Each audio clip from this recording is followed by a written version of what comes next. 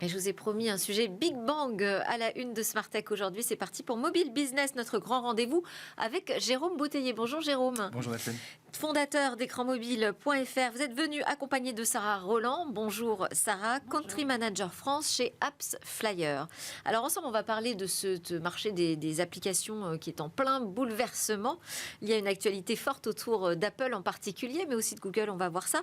Une app économie donc, qui est chamboulée, mais qui pèse combien d'ailleurs? C'est quoi ce marché des applications aujourd'hui, Jérôme? Alors cette app économie, c'est cette économie qui est née il y a une quinzaine d'années avec l'apparition des kiosques téléchargement d'applications chez Apple et chez Google. Et en 15 ans, elle a beaucoup progressé, puisque selon le dernier calcul de Data AI, les revenus in-app représentent aujourd'hui 171 milliards de dollars. Ça, c'est pour la partie téléchargement de contenu. On peut aussi y ajouter les revenus publicitaires. Et là, on parle de pratiquement 400 milliards supplémentaires. Donc, c'est très important. Personne ne fait le calcul, mais si on y ajoutait les revenus du commerce électronique réalisé in-app, on parlerait, selon moi, une fourchette entre 2000 et 3000 milliards de dollars supplémentaires. Donc c'est une économie absolument gigantesque. Effectivement, et qui a été quand même longtemps dominée par les États-Unis, les acteurs américains, mais qui se retrouve quand même un peu contrarié par l'arrivée d'applications très à succès du côté de la Chine. Exactement. Alors effectivement, les Américains ont cité Apple et Google. On pourrait aussi citer le groupe Meta, qui avec Facebook, WhatsApp, Instagram a très longtemps dominé les classements. Et aujourd'hui, effectivement, les applications chinoises montent en puissance. Alors la Chine, on va déjà le rappeler, c'est le premier marché au monde pour les applications. C'est 110 milliards de téléchargements par an. C'est beaucoup plus qu'en Inde, 30 milliards, aux États-Unis, 13 milliards, au Brésil, 10 milliards. La France, par exemple, c'est à peine 2 milliards de téléchargements par an. Mais sur notre marché domestique, par exemple, on voit aussi les Chinois devenir extrêmement puissants. Pour la première fois cette année, le numéro 1 des stores, c'était Temu, une application chinoise e-commerce. Il y avait également TikTok, numéro 3, CapCut, numéro 4, Shein, numéro 5. WhatsApp est resté numéro 2, mais c'est effectivement du jamais vu de voir 4 applications sur les 5 premières places du podium. Et alors des applications qu'on va pouvoir désormais charger sur des stores alternatifs, y compris quand on est sur iPhone. Oui, effectivement, les stores alternatifs, ça existait déjà sur Android. On peut citer Microsoft, Huawei, Samsung, qui avaient lancé ce type de store, mais ce n'était pas possible sur iPhone. Et d'ailleurs, Apple a très longtemps combattu cette pratique qu'on appelle le side loading, mais en raison de la mise en œuvre d'un texte européen, le Digital Market Act, qui devrait rentrer en œuvre le mois prochain, au mois de mars, Apple va avoir l'obligation d'ouvrir les téléchargements sur l'iPhone, et ça va être effectivement une révolution avec des App Store alternatifs iOS. Les téléchargements alternatifs, c'est quand même significatif, toujours selon Data AI, c'est à peu près 20% des téléchargements dans le monde, et c'est la pratique majoritaire sur le dynamique marché chinois.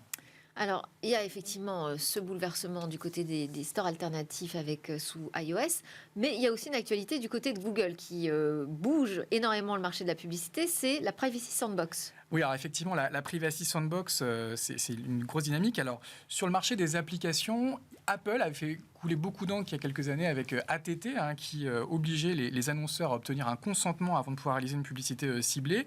Mais Google prévoit d'aller encore plus loin en supprimant tout simplement l'identifiant publicitaire au sein de cette Privacy Sandbox. Alors, le déploiement a commencé sur le web. C'est tout le débat autour de la fin des cookies tiers, qui était l'identifiant de base sur le web. Mais il va également se décliner au sein des applications Android dans les tout prochains mois, et ça va être une véritable révolution.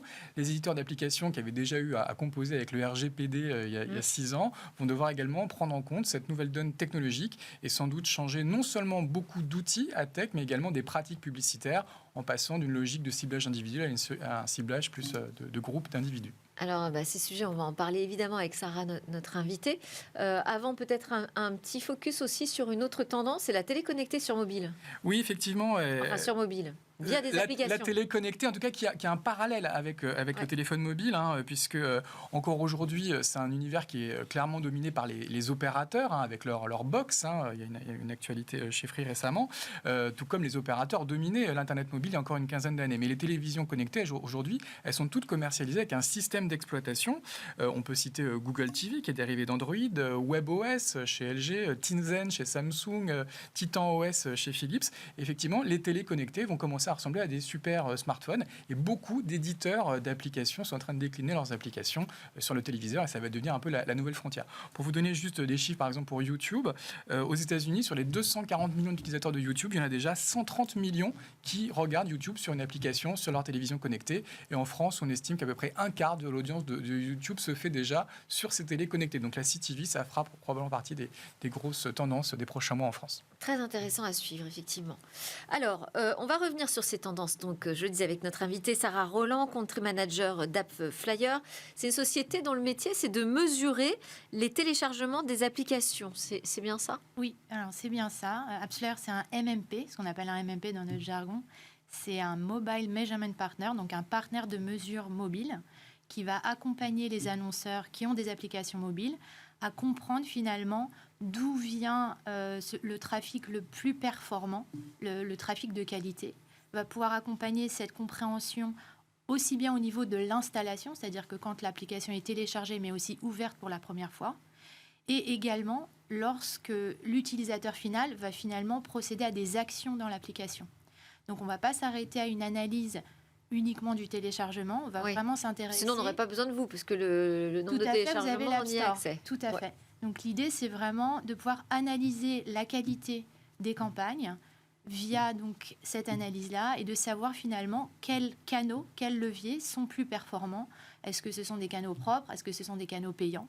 Donc c'est notre mission d'accompagner l'ensemble des annonceurs. Est-ce que ce sideloading dont on a parlé avec Jérôme va changer quelque chose dans votre métier? Est-ce que ça va compliquer peut-être même la tâche sur la mesure précise?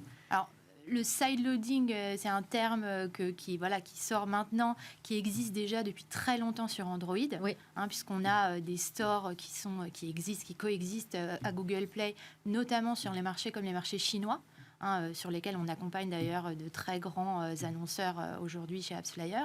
Donc on ne pense pas que ça va honnêtement, j'ai envie de dire, compliquer la tâche. Je pense qu'on est dans un environnement effectivement qui évolue, avec une technologie à laquelle on doit s'adapter. Mais on est là pour ça et c'est vraiment notre cœur de métier. Donc non, je suis pleinement confiante sur la poursuite de notre activité. Est-ce que vous avez des infos? Vous savez déjà qui va lancer des stores alternatifs en Europe?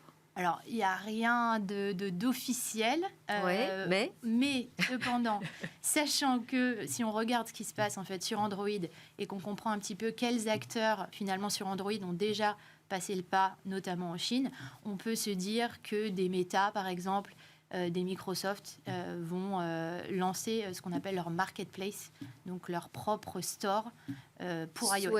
Voilà. Intéressant aussi. Alors, quand même, je voulais vous faire réagir à ce qu'a décidé Apple finalement, parce qu'on dit qu'il se met en règle avec le Digital Market Act, donc pour s'ouvrir davantage à la concurrence. Mais enfin, il y pose quelques conditions, puisqu'il va y avoir des commissions qui vont s'imposer dans le cadre de ces téléchargements dans des stores alternatifs. Je voulais avoir votre avis là-dessus. Ça tient, ça, vis-à-vis du règlement européen? Oui, clairement, je pense que Apple, comme l'a mentionné Jérôme, a été à l'origine, finalement, d'un écosystème qui a permis une énorme opportunité, une énorme création de richesse, notamment auprès des développeurs d'applications et des marques. Oui. Puisqu'en fait, ça a permis aux marques de toucher des milliards d'individus. Donc, ça me semble tout à fait légitime, finalement, que Apple... clairement décline une proposition. Encore une fois, c'est une proposition. Y compris quand ça ne se passe pas sur son store, y compris sur des téléchargements gratuits. Après, effectivement, on peut se demander, voilà, est-ce que finalement, pour moi, annonceur, ça va être intéressant de décliner finalement mon application sur d'autres stores. Et là, ce que nous, on essaye de faire chez AppsFlyer et ce qu'on a lancé il n'y a pas si longtemps que ça, d'ailleurs cette semaine, c'est une sorte de calculateur qui va permettre aux annonceurs de comprendre en fonction de leur volume d'installation et de leur business model également, si oui ou non, ça va être intéressant pour eux de déployer leurs applications en dehors du store d'Apple. Oui, parce qu'on entend quand même les critiques. Alors, du côté de Spotify, ça fait longtemps qu'ils se plaignent de la situation. Ils ne sont toujours pas contents de la proposition. C'est pareil pour Mozilla.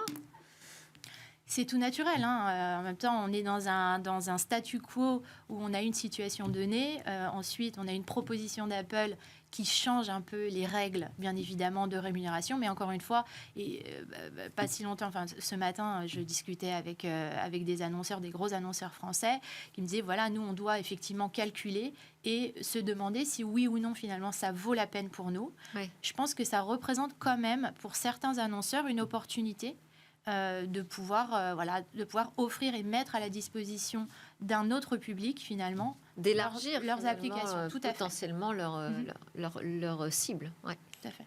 Il faudra faire les calculs. Alors effectivement, on a entendu certains grands groupes américains communiquer là-dessus.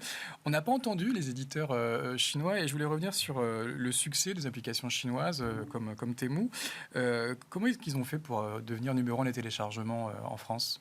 Temu, je pense qu'on l'a tous vu, ils ont fait énormément d'acquisitions payantes d'utilisateurs, de publicité. Et mécaniquement, nous, c'est ce qu'on voit de manière générale. Quand une marque fait énormément de campagnes payantes, notamment sur les grands réseaux, eh bien, il y a un impact direct sur ce que nous, on appelle l'organique, c'est-à-dire le bouche à oreille, et donc le téléchargement naturel de l'application. Donc, ce n'est pas étonnant, clairement, que Temu a explosé en termes de ranking et s'est mis à la première place du classement. C'est quelque chose qui est tout à fait, j'ai envie de dire, logique au regard des budgets qui ont été investis par la marque. Au-delà de cela, je pense que ce qui est important, et c'est la logique de l'ensemble, la vaste majorité de nos clients aujourd'hui, c'est de se demander finalement quelle est la logique de rentabilité de mes campagnes. Et donc, on va aller nous accompagner vraiment l'ensemble des marques, pas uniquement sur l'analyse de la source de l'installation de l'application, mais également sur l'utilisation de l'application, le revenu qui est généré via cette application, que ce soit un revenu qui soit issu d'achats, ce qu'on appelle in-app, donc à l'intérieur de l'application, ou alors des revenus qui soient issus de la publicité également in-app. Ou du e-commerce, comme dans le cadre de Bien Temu. Évidemment. Mais avec ces changements ATT sur iOS et la Privacy Sandbox sur Android, est-ce que l'activité des annonceurs va devenir un petit peu plus compliquée ? Est-ce que le reach va être différent ? Est-ce que les prix vont être différents ? Alors, clairement, on est dans un environnement où on a des challenges, c'est sûr. On a un shift, en fait, d'un targeting qui va être au niveau du device versus, comme vous l'avez très justement dit, au niveau de la cohorte, donc de groupe d'utilisateurs. C'est l'écosystème qui est en perpétuelle évolution. On l'a vu il y a de cela 3 ans avec la sortie de Scan Network sur iOS. Demain, on va être sur Android avec la Privacy Sandbox. Je pense que donc, il n'y aura plus de ciblage individuel, il n'y aura que des ciblages par groupe, par cohorte. Voilà, l'idée, c'est vraiment d'être dans une approche qui est beaucoup plus privacy-centrique, excusez-moi l'anglicisme, de pouvoir aller... donc, centré sur la confidentialité. Si on essaie tout à fait. La confidentialité et surtout de se dire, moi, en tant qu'annonceur, mon but, c'est d'aller... envoyer un message publicitaire qui est en phase avec l'utilisateur final. Donc, ce que je veux pouvoir faire, c'est pas forcément savoir qui se trouve derrière l'écran, mais plutôt de savoir quelles sont les affinités que recherche finalement cet utilisateur final. Et donc, via notamment... Pas cette, mais ces utilisateurs finaux. Ces utilisateurs finaux, tout à fait. Ouais. Tout à fait. Et l'idée, c'est de pouvoir, de manière technologique, créer ces groupes, créer ces cohortes d'utilisateurs en fonction de leurs affinités, en fonction de leur type de recherche. Une technologie, la Privacy Sandbox, qu'on va retrouver donc aussi bien dans les applications Android que sur le web, est-ce que ça va contribuer à rapprocher ces deux écosystèmes qui étaient technologiquement finalement assez différents depuis 15 ans ? Oui, on pense que oui. Et d'ailleurs, nous, on fait déjà le pont entre le web et l'app. Notre technologie permet de comprendre finalement la contribution du trafic web vers l'app, notamment via une technologie qui nous est propre, qui est le OneLink. Donc oui, totalement. On pense que ces deux univers se sont déjà énormément rapprochés, notamment sur iOS, et d'autant plus demain sur Android. Tout à fait. Et l'univers de la télé connectée ? Justement, je rebondis un peu sur ce que vous avez dit. C'est-à-dire qu'en gros, pour nous, la télé connectée, c'est finalement un autre support qui vient supporter, c'est une application. Ouais, un finalement, support comme un autre. Exactement. Ouais. C'est une application Android qui est accessible via un support télé, mais en gros, pour nous, c'est totalement transparent. Donc, c'est une grosse tendance ? Ça décolle bien ? Oui, tout à fait. Ça décolle très, très bien. Merci beaucoup, Sarah Roland, Country Manager France d'Apps Flyer. Et puis merci beaucoup à Jérôme Bouteiller d'écranmobile.fr pour venir très souvent nous faire le point sur ce mobile business. Allez, on va s'intéresser aux possibilités de débureaucratiser la France.